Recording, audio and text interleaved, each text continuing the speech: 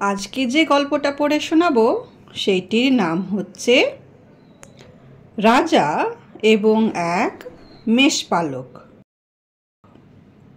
সে অনেক দিন আগের কথা। অজ্ঞাত এক দেশের রাজা চিত্রকার হিসাবে খুব খ্যাতি অর্জন করেছিলেন। তিনি ছবি আঁকতে খুবই ভালোবাসতেন। ছবি নিয়েই সবসময় নিম্নগণ থাকতেন। একদিন তিনি পাহাড়ের চূড়ায় বসে আকাশে ভেসে যাওয়া মেঘের ছবি আঁকছিলেন। আঁকা শেষ হলে তিনি ক্যানভাসের সামনে দাঁড়িয়ে ছবিটা ঘুরে ফিরে দেখতে লাগলেন এবং তুলি হাতে ছবির ফাঁকগুলো ভরাট করে সেটাকে জীবন্ত রূপ দিলেন। ছবিটা যখন সম্পূর্ণ হয়ে গেল, তিনি তখন ভাবলেন দূর থেকে ছবিটা কেমন দেখাচ্ছে, এবার একবার দেখা যাক। এই ভেবে তিনি পিছনের দিকে সরতে সরতে একেবারে পাহাড়ের প্রায় শেষ কিনারায় পৌঁছে গেলেন। একটি ছোট ছেলে পাহাড়ে ভেড়া চড়াচ্ছিল। দূর থেকে সে রাজাকে দেখতে পেল। সে দেখল রাজা যদি আর এক পা পিছনে ফেলেন তবে খাদে পড়ে যাবেন ও তার মৃত্যু অনিবার্য। তখন সে কোনো কিছু চিন্তা না করে দৌড়ে ক্যানভাসের কাছে গিয়ে রাজার আঁকা ছবিটা লাঠি দিয়ে খোঁচা মেরে ছিঁড়ে ফেলল। আরে আরে, এ কি করলে তুমি? ছবিটা আমার ছিঁড়ে দিলে?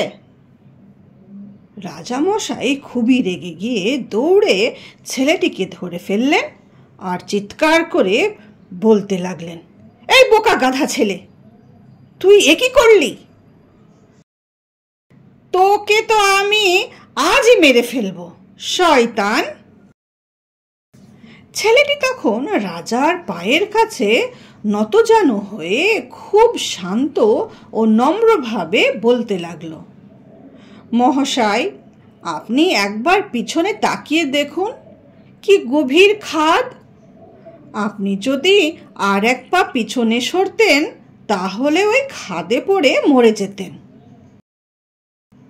আমি এরকম অন্যায় করাতে আপনি সামনের দিকে এগিয়ে এলেন ও প্রাণে বেঁচে গেলেন।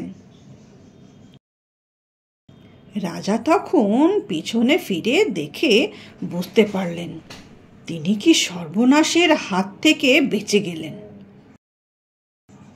তিনি তখন ছেলেটিকে বললেন, হে বালক, তুমি যদি আজ তোমার উপস্থিত বুদ্ধিটুকু ঠিক সময় না খাটাতে তবে আমি আজ নিশ্চয়ই মারা পড়তাম।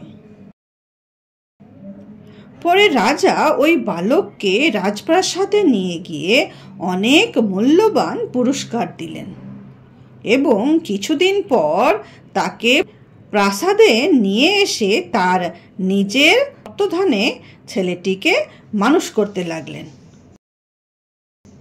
ছেলেটিও দেখতে দেখতে লেখাপড়া শিখে বেশ জ্ঞানীগুণী হয়ে উঠল। তখন রাজা তাকে তার মুখ্যমন্ত্রী পদে বহাল করলেন। খুব সুন্দর একটি গল্প, তোমরা শুনলে তো? গল্পটা তোমাদের কেমন লাগলো? গল্পটা যদি তোমাদের ভালো লেগে থাকে তাহলে একটি লাইক দিও আর গল্পটা তোমার বন্ধুদের মধ্যে শেয়ার করে দিও। আর আমার চ্যানেলটাকে অবশ্যই সাবস্ক্রাইব করো। ঠিক আছে?